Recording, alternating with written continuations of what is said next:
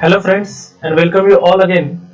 परत एकदा तुम्हा सगळ्यांचं स्वागत आहे तुमच्याच युट्यूब आणि डिजिटल प्लॅटफॉर्मवर Sakar education where the dreams comes true.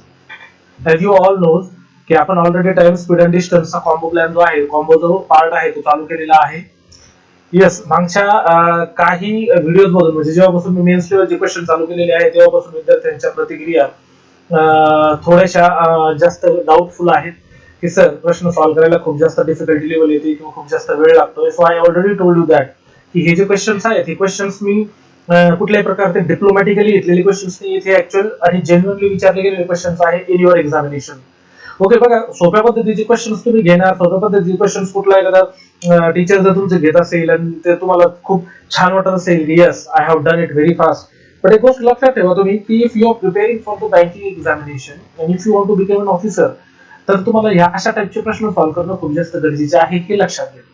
बघा, सोप्या लेवलचे क्वेश्चन्स मी तुमचे घ्यायचे, सोप्या लेवलचे क्वेश्चन घेऊन तुम्हाला खूप खुश ठेवायचं हे मीही करू शकतो, पण मला ते पटत नाहीये. कारण ज्या जेन्युइन ज्या डिफिकल्टी लेवलचे क्वेश्चन्स तुम्हाला परीक्षेमध्ये मिळणार आहेत ते क्वेश्चन जर तुमच्याकडून हातून जर सॉल्व्ह करून घेतले गेले किंवा तुम्ही ते केलेत तर नक्कीच त्याचा खूप मोठा फायदा हा तुम्हाला एक्झामिनेशन मध्ये, ऍक्च्युअल एक्झामिनेशन मध्ये होणार येऊन मात्र नक्की.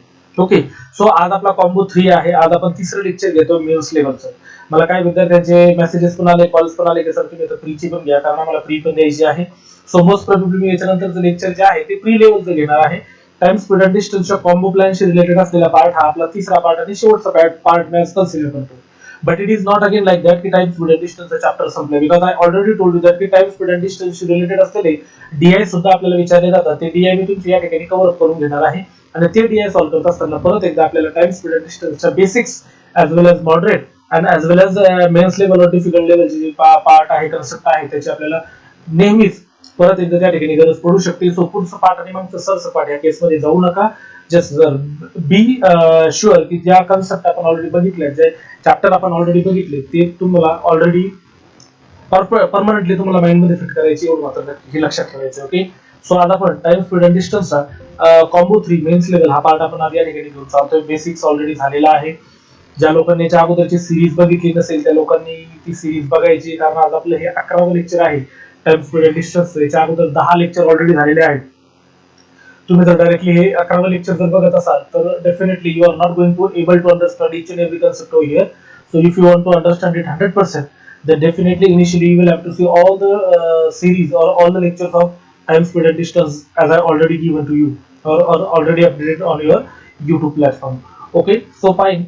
Without any waste of our time over here, आपण या ठिकाणी one by one question start करूयात आता की आज आपण नेमके कुठल्या प्रकारचे क्वेश्चन्स बघणार आहोत. जस्ट रिमेंबर वन थिंग की वेळ लागेल आणि वेळ लागू द्या, काही फरक पडत नाही. 2-2 मार्काला विचारले जाणारे क्वेश्चन्स आहेत. So one by one let's बघूयात आपण आता काय करायचंय. जी, क्वेश्चन नंबर फर्स्ट काय म्हणतो बघा की person cover the distance of 100 kilometre 10 hours. त्याने ते 10 तासामध्ये ते अंतर जे आहे ते त्याने कव्हर अप केलेलं आहे. Okay fine.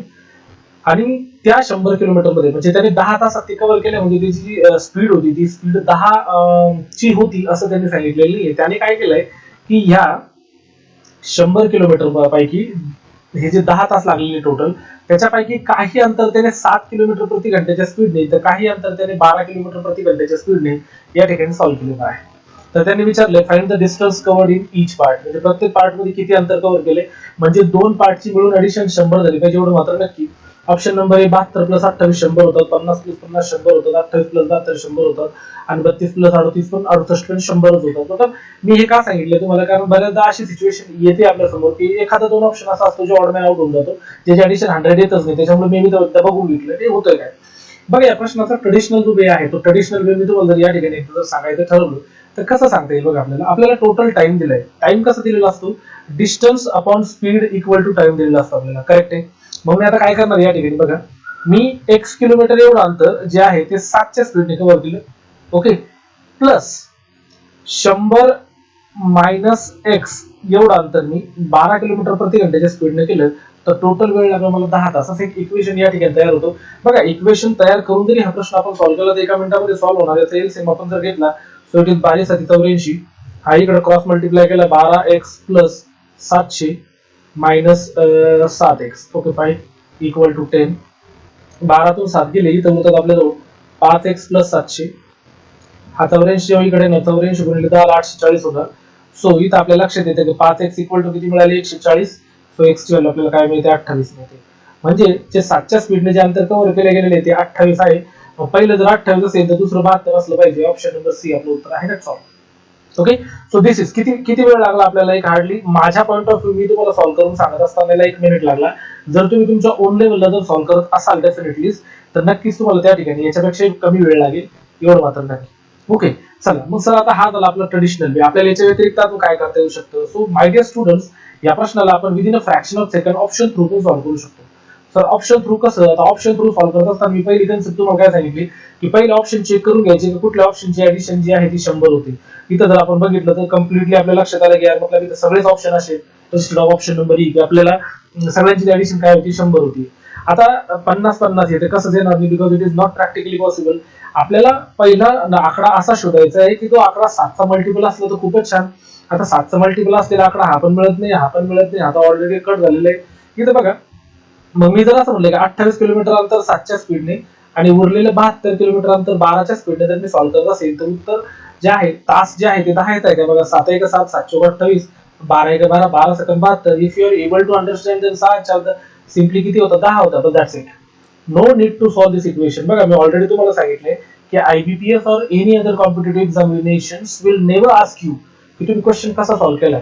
त्याला अल्टिमेटली त्यांना हे पाहिजे की तुम्ही प्रश्न सॉल्व्ह केलाय उत्तर आलंय that answer is correct.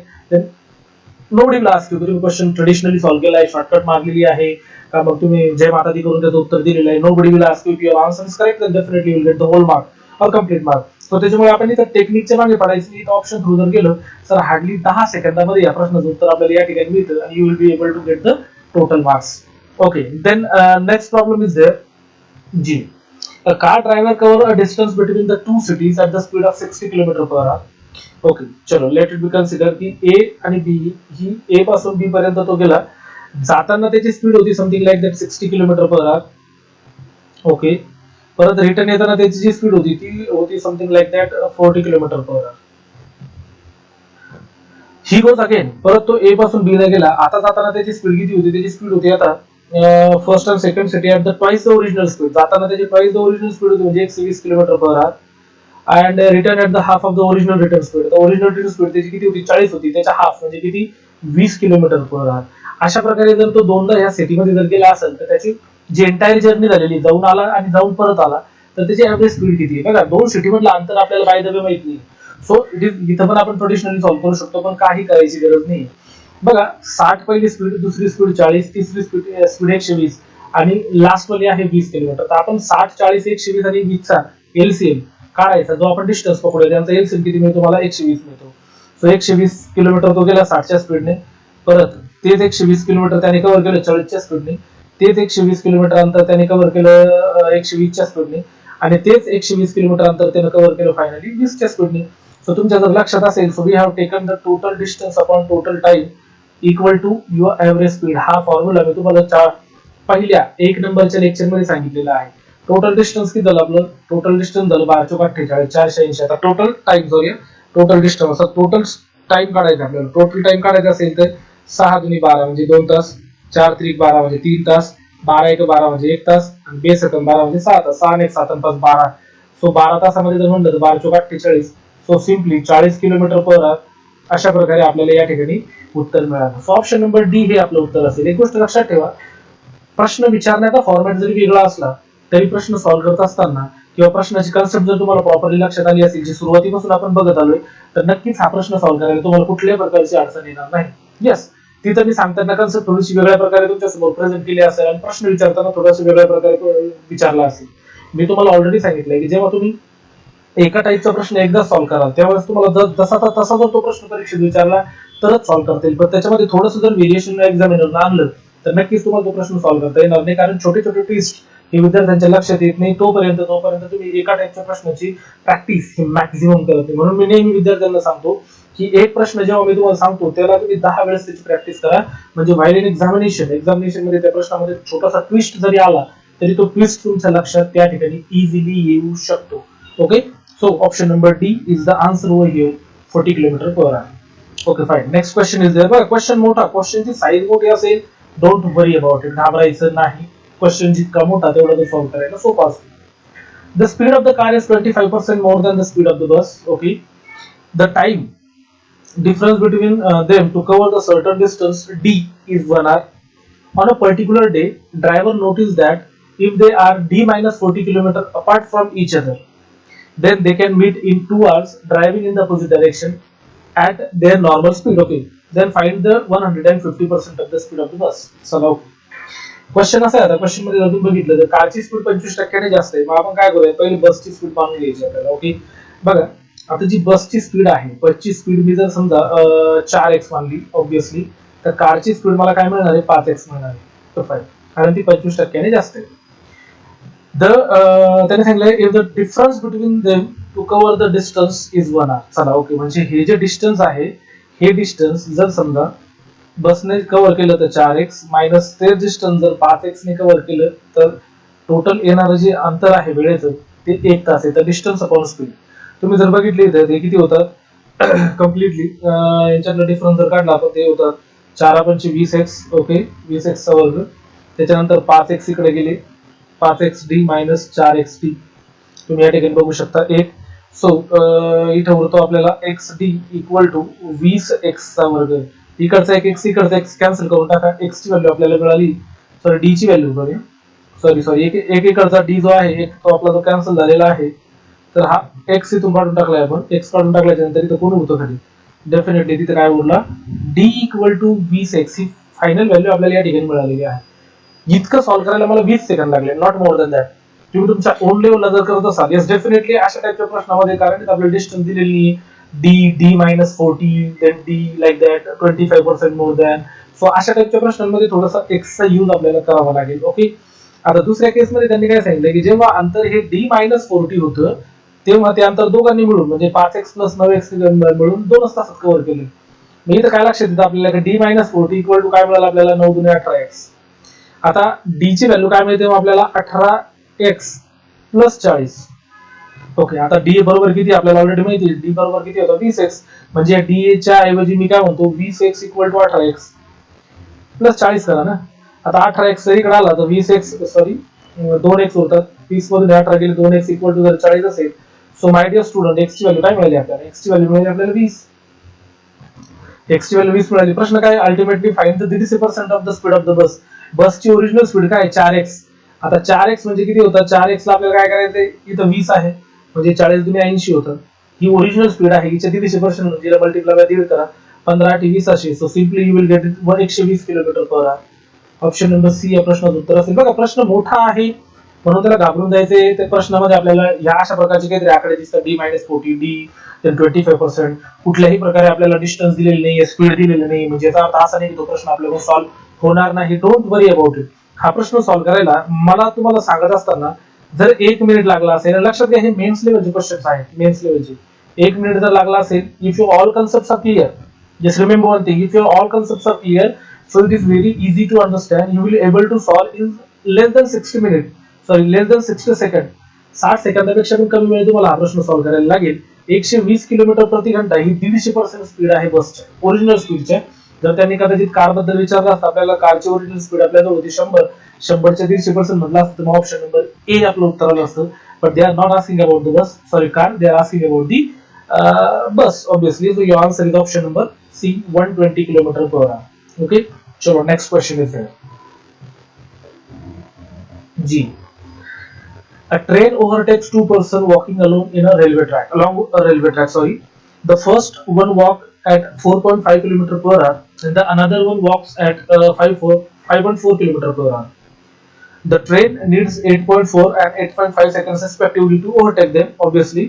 Then what is the speed of the train if both the persons are walking in the same direction as the train is going on? बघा, सर्वात पहिली महत्त्वाची गोष्ट म्हणजे ज्या दिशेला ट्रेन चालली आहे त्याच दिशेला हे दोन्ही पर्सन चाललेले आहेत. I already told you that की आपल्याला जर एखाद्या रेल्वेच्या स्पेसिफिकली रेल्वेच्या केसमध्ये आपण असे प्रश्न बरेच बघितलेले आहेत. ते काय करतात की एकाच रेल्वेचा कंपॅरिझन दोन वेगवेगळ्या युनिट्स बरोबर करतात. मग ते दोन वेगवेगळ्या ट्रेन्स असू शकतात, दोन वेगवेगळे पर्सन्स असू शकतात, whatever the units are there. पण एकाच ट्रेनचं कंपॅरिझन दोन वेगवेगळ्या युनिट बरोबर जेव्हा केलं जातो तर त्या टाइपचा क्वेश्चन क्वाइट डिफिकल्ट कन्सिडर केला जातो माय डिअर स्टुडंट्स. बस डोंट वरी अबाउट इट. बघा आता या ठिकाणी जर बघायचं झालं तर आपण पहिले यांच्या स्पीड ज्या आहे त्या काढून घेऊयात, कारण ट्रेन नीड्स टाइम जो आहे तो सेकंदात दिलाय. तर स्पीडला आपण काय करूया, या ठिकाणी 4.5 kilometre per hour 5.4 kilometre per hour metre per second मध्ये जर कन्वर्ट करायचं ठरलं, सो बघा 4.5 मल्टिप्लाय बाय जर 5/18 आपण केले या ठिकाणी, सो 9×5=45, 9×2=18, 5×5=25/2 म्हणजे 1.25 मीटर पर सेकंड पहिली स्पीड मिळाली. त्याच्यानंतर 5.4 ला मल्टिप्लाय बाय जर 5/18 जर आपण केलं माय डियर स्टुडंट, 9×7=54, 9×2=18, 6/30/2 मतलब definitely it is 1.5 minute metre per second. ह्या यांच्या ओरिजिनल स्पीड मिळाल्या, पहिला पर्सन दुसरा पर्सन मीटर पर सेकंड मध्ये आय एम टॉकिंग अबाउट. बघा आता इथे काय झालंय, या पहिल्या पर्सनने पण ट्रेनला क्रॉस केलंय, किंवा इन द केस त्या ट्रेनने पहिल्या पर्सनला क्रॉस केलंय आणि त्याच ट्रेनने दुसऱ्या पर्सनला क्रॉस केलं. Already told you that while the person is standing any particular human being, tree, a telephone post or pole, then what does it mean की ती ट्रेन स्वतःला क्रॉस करते. म्हणजे पहिल्या पर्सनला क्रॉस केलं म्हणजे तेच अंतर आहे, ट्रेननेच क्रॉस केले, आणि दुसऱ्या पर्सनला पण क्रॉस केलं तर ट्रेननेच क्रॉस केले, म्हणजे दोन्ही ठिकाणी अंतर कसं आहे, सारखं आहे. आता डिस्टन्स काय असतो आपल्याला, that we have already know की s into t equal to s into t. स्पीडची मल्टिप्लिकेशन जर टाइम बरोबर केली तर आपल्याला डिस्टन्स मिळतं.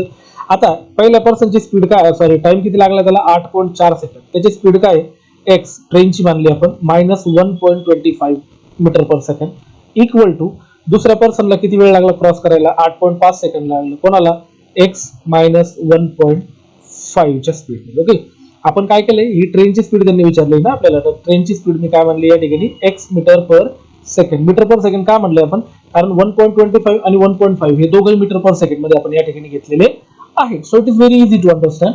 आता बघा याचं मल्टिप्लिकेशन आपल्याला करावं लागेल, 8.4x मायनस 25 चौक 100, सॉरी 125 चौक 500, सो इट इज 5, देन 125 8000, मतलब simply it is 10.5.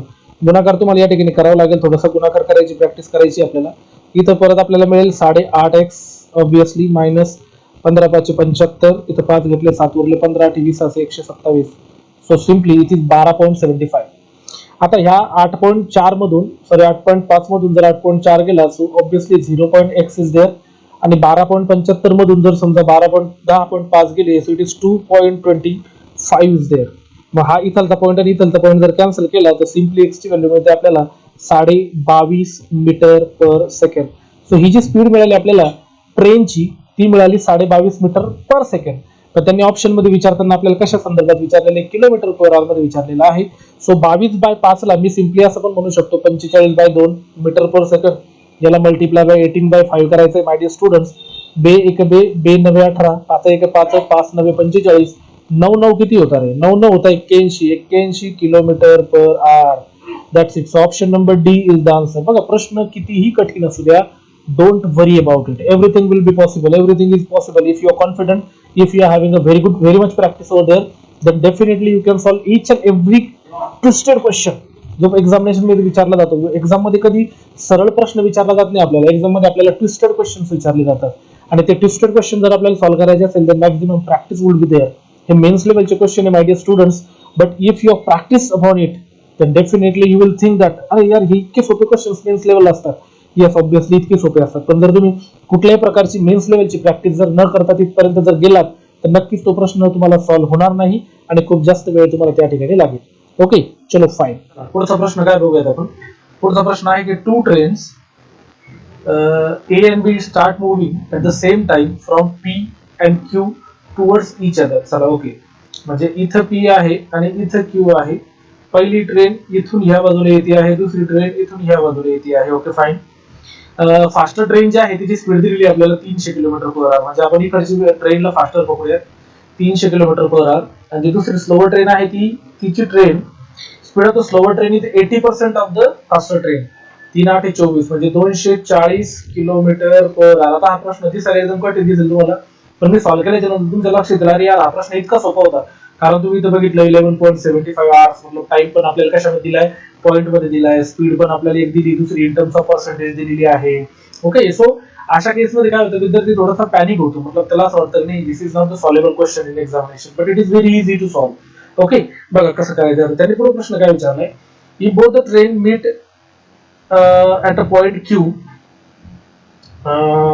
after 11.75, then find the ratio of the distance covered by the slower train to the distance covered by the faster train and the slower train. Okay, म्हणजे या दोघींनी मिळून जे अंतर cover केलंय त्याच्यामध्ये काय म्हणलं, find the distance covered bye slower train. Slower ट्रेनची स्पीड काय आहे 240. किती तासात कव्हर केलंय 11.75 मध्ये. याचा रेशो विचारलाय, कोणाबरोबर विचारलाय, to the difference between the distance cover by faster train, म्हणजे फास्टर ट्रेन कोण आहे 300 into 11.75. Okay, minus slower train 240 into 11.75. बघा 11.75 सर्व ठिकाणी कॉमन येतोय, त्याला कॅन्सल करून टाकायचं सरळ. 240 टू 300 240 गेले 60 उरतात, 6 1 6 आणि 6 24. तुमच्या लक्षात येईल की जो डिस्टन्स त्यांनी कव्हर केलेला आहे स्लोअर ट्रेनने आणि फास्टर ट्रेनने, स्लोअर ट्रेनच्या मधलं जे डिस्टन्स मधलं जे अंतर आहे त्याचा रेशो आपल्याला सिम्पली मिळाला माय डिअर स्टुडंट 4 असेल. बघा इतका सोपा हा क्वेश्चन होता, पण कधी कधी काय करतात एक्झामिनर परीक्षेमध्ये प्रश्न अशा प्रकारे प्रेझेंट करतात की ते दिसायला खूप जास्त अवघड दिसत जरी असले तरी ते सॉल्व्ह करायला खूप जास्त सोपे असतात. ओके, चला नेक्स्ट क्वेश्चन बघूयात आपण. जी बोट आणि स्ट्रीमचा क्वेश्चन आहे आता. If upstream speed of the boat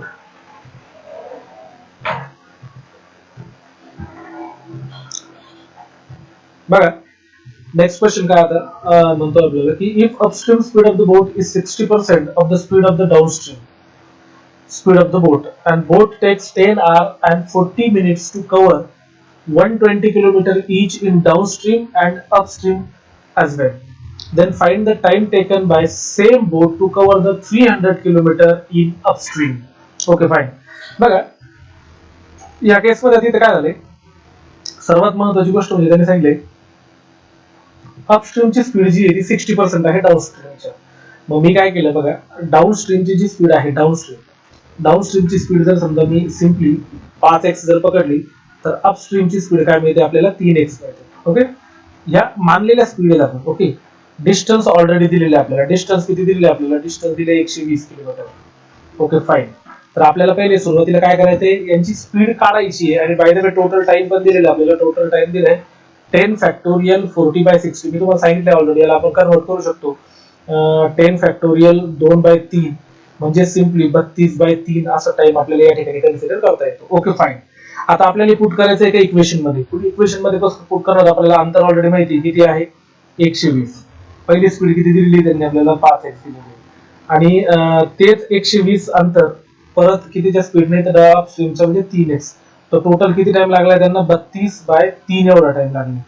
okay, चला 5 त्रिक 15 x चा वर्ग. थोडस इक्वेशन या ठिकाणी सॉल्व्ह करायचं आहे. 12 त्रिक 36 म्हणजे 360x प्लस 12 पंचे 60 म्हणजे 600x इक्वल टू 32/3 घेतले आपण. तर याला इकडे आणून मल्टिप्लाय करूयात आपण. 3 मल्टिप्लाय बाय 960x आणि इक्वल टू 32 इंटू 15x चा वर्ग. बाय द वे तयार होते इथे क्वाड्रॅटिक इक्वेशन, पण आपल्याला निगेटिव्ह व्हॅल्यू तशी घ्यायची, त्याच्यामुळे इक्वेशन तयार करत बसायचं नाही. हे होतात 0 sin 3 18 9 3 27 आणि 28 200 म्हणजे 2880x इक्वल टू 15 दुनी 30 3 उरले 15 3 45 आणि 3 48. ओके, हा 0 कॅन्सल झाला, हा 0 कॅन्सल झाला, हा x कॅन्सल झाला, इकडचा x कॅन्सल झाला. x इक्वल टू काय मिळालं आपल्याला 48 सक 288. x ची व्हॅल्यू आपल्याला किती मिळाली 6 मिळाली. 6 म्हणजे सिम्पली आपल्याला काय लक्षात आलं की आता आपल्याला काय करायचं, प्रश्न काय विचारला त्याने actually, then find the time taken the same boat cover the 300 upstream. आता त्यांना टाइम विचारलेला आपल्याला की 300 किलोमीटर एवढं अंतर जर मला अपस्ट्रीम कव्हर करायचं असेल, अपस्ट्रीमची स्पीड किती मानलेली आपण 3x, x ची व्हॅल्यू काय 6 म्हणजे 6 त्रिक 18. सो 6 पंचे 30 6 त्रिक 18 म्हणजे 50/3 एवढा वेळ लागेल. ऑप्शन नंबर डी आपलं उत्तर असेल. 16 फॅक्टोरियल 2/3. याला आपण मिक्स फ्रॅक्शन प्युअर फ्रॅक्शन मध्ये मी तुम्हाला शिकवलंय की 16 ओके 16 त्रिक 48 आणि 2 मतलब 16 फॅक्टोरियल 2/3 ऑफ दी आवर्स एवढा वेळ आपल्याला डेफिनेटली या ठिकाणी लागेल. That's all. It is very easy to understand. Question विचारताना विचारू द्या वेगवेगळ्या पद्धतीने. बघा हे जे इक्वेशन आपण या ठिकाणी सॉल्व्ह केलेलं आहे, हे इक्वेशन सॉल्व्ह करायला तितकं काही डिफिकल्ट नाहीये. लेस दॅन अ मिनिट, एका मिनिटाच्या आत तुम्हाला नक्कीच या ठिकाणी ते सॉल्व्ह करायला मिळेल आणि खूप सोप्या पद्धतीने तुम्ही या प्रश्नाचं उत्तर काढू शकता. चला ओके, पुढे जाऊयात आपण. पुढचा क्वेश्चन काय होतो बघा. ओके, पुढचा क्वेश्चन आहे second last question. A sum of upstream and downstream speed. Okay, चला म्हणजे डाउनस्ट्रीम प्लस अपस्ट्रीमची जी स्पीड आहे ती आहे 82 किलोमीटर पर आवर. सोपा क्वेश्चन आहे. And the boat travel 105 kilometre अंतर 3 तासात. अपस्ट्रीमच्या केसमध्ये आता अपस्ट्रीमची स्पीड आपल्याला या ठिकाणी काढता येते कशी की 105 किलोमीटर अंतर जर समजा 3 तासामध्ये जर कव्हर करत असेल तर त्याची स्पीड काय मिळते आपल्याला 3 3 9 आणि 3 5 15 म्हणजे 35 किलोमीटर पर आवर ही स्पीड आपल्याला कशाची मिळाली अपस्ट्रीमची मिळाली. मग डाऊनस्ट्रीम प्लस किती होतात 35 इक्वल टू जर 82 असेल तर डाऊनस्ट्रीमची स्पीड सिम्पली आपल्याला काय मिळते 82 मायनस 35. सो डाऊनस्ट्रीमची स्पीड आपल्याला या ठिकाणी मिळाली 47 किलोमीटर पर आवर. Okay fine. प्रश्न काय विचारले त्यांनी find the time taken the boat cover the 126 kilometre अंतर डाऊनस्ट्रीम. आता हे 126 किलोमीटर अंतर आपल्याला कव्हर करायचे 47 च्या स्पीडने तर किती वेळ लागेल.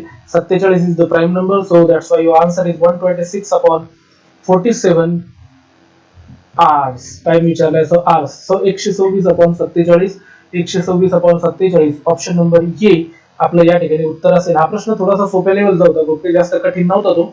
ऍक्च्युअली हा प्री लेवलचा क्वेश्चन कन्सिडर करू शकतो तुम्ही. चलो the last question is there. A boat takes 9 hours to travel the distance upstream and takes 3 hours to travel the same distance downstream. The speed of the boat in still water is 4 km per hour. Then what is the speed of the stream? This question is at a moderate level. हा moderate level चा question आहे. बघा त्याने अपस्ट्रीमला जाताना जे अंतर cover केले D1 equal to तेच अंतर त्याने डाऊनस्ट्रीमला येताना पण कव्हर केले. म्हणजे D1 equal to D2 equivalence मध्ये आपण बघितली होती टाइम अँड वर्क मध्ये की W1 इक्वल टू W2 असेल तर काय. आता डिस्टन्स म्हणजे काय असतं simply speed multiply by time आणि speed multiply by time. Okay.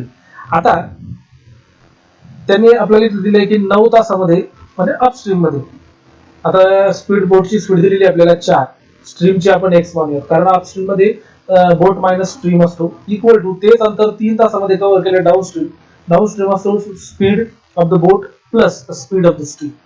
So हे मिळतात आपल्याला 9 चौक 36 minus 9x. It is very easy to understand 4 3 12 plus हे झाले 3x. Okay. So no problem at all. हा 36 मध्ये इकडे 12 जर मायनस झाला so it will be 24 equal to हा मायनस इकडे जर आला तर हा मिळेल आपल्याला 12x. सो x ची व्हॅल्यू सिम्पली आपल्याला काय मिळते 2 kilometre per hour. Option number D आपलं उत्तर असेल. This is as simple as take a 1 glass of water. So अशा टाइपचे क्वेश्चन्स आपण जे या ठिकाणी बघितलेले आहेत एक गोष्ट लक्षात ठेवा मी टाइम स्पीड अँड डिस्टन्सचे कॉम्बो घेतले 3 वेगवेगळे लेक्चर्स घेतलेले आहेत अजूनही मी घेणार आहे. पण आता जसं की तुम्ही बघितलंय की आता बऱ्याच विद्यार्थ्यांच्या आता एक्झाम्स आहेत IBPS चे पण फॉर्म भरलेले आहेत. थोडेसे प्री लेवलचे जे काही क्वेश्चन्स आहेत किंवा प्री लेवलचे जे काही चॅप्टर्स आहेत ते मी पुढे काही घेणार आहे काही थोडे दिवस. आणि त्याच्यानंतर काही विद्यार्थ्यांचं ज्या विद्यार्थ्यांचं ऑलरेडी RBI असिस्टंट मेन साठी ऑलरेडी सिलेक्शन झालेले किंवा RBI असिस्टंट मेन साठी ते क्वालिफाय झालेले आहेत त्या सगळ्यांना ऑलरेडी माहिती झालंच आहे आता की 22 नोव्हेंबरला आपल्या सगळ्यांची एक्झाम्स आहेत मेन्स लेवलची. ओके. सो एक गोष्ट लक्षात ठेवा की ती मेन्स लेवलची एक्झाम पॉईंट ऑफ व्ह्यू मी तुम्हाला या ठिकाणी खूप जास्तीत जास्त क्वेश्चन तुमच्याकडून सॉल्व्ह करून घेणार आहे. मेन्स लेवलचे ज्या लोकांना RBI मध्ये सिलेक्शन हवंय त्या लोकांनी नक्कीच त्या मेन्स लेवलचे जे क्वेश्चन्स आहेत ते सॉल्व्ह करायचे त्याच्यावर मॅक्झिमम प्रॅक्टिस करायची. दैनंदिन जो ड्रीम जॉब असतो विद्यार्थ्यांचा कुठला RBI मध्ये जाण्याचा तो RBI चा ड्रीम जॉब तुमचा नक्कीच या ठिकाणी 100% फुलफिल ते होऊ शकतं. ते तुमचं स्वप्न या ठिकाणी साकार होऊ शकतं. त्यासाठी मॅक्झिमम प्रॅक्टिस करावं लागेल. अंडर एस्टिमेट करू नका कुठल्याच क्वेश्चन्सला. कंटाळा करू नका खूप जास्त डिफिकल्ट आहे म्हणून त्याच्याकडे दुर्लक्ष करू नका. जो जास्त डिफिकल्ट असेल त्याची प्रॅक्टिस जास्त करणं अनिवार्य आहे आणि जो जास्त डिफिकल्ट आहे तोच तुम्हाला मेन्स लेवलला विचारला जाणार आहे. तर ज्या गोष्टींचा तुम्ही कंटाळा कराल त्या गोष्टी तुमच्या समोर मेन्स मध्ये येतील ही गोष्ट लक्षात ठेवा. त्याच्यामुळे जास्त वेळ वाया न घालवता मेन्स लेवलची जास्तीत जास्त प्रॅक्टिस करूयात. आणि पुढचं जे काही कुठलंही चॅप्टर असेल ते चॅप्टर मी अजून डिसाईड केलेली कुठलं तरी एक चॅप्टर घेऊन प्री लेवलचं मी पुढच्या लेक्चरमध्ये परत एकदा तुम्हाला तुमच्या याच YouTube प्लॅटफॉर्म आणि डिजिटल प्लॅटफॉर्मवर भेटणार आहे. तोपर्यंत थँक्यू.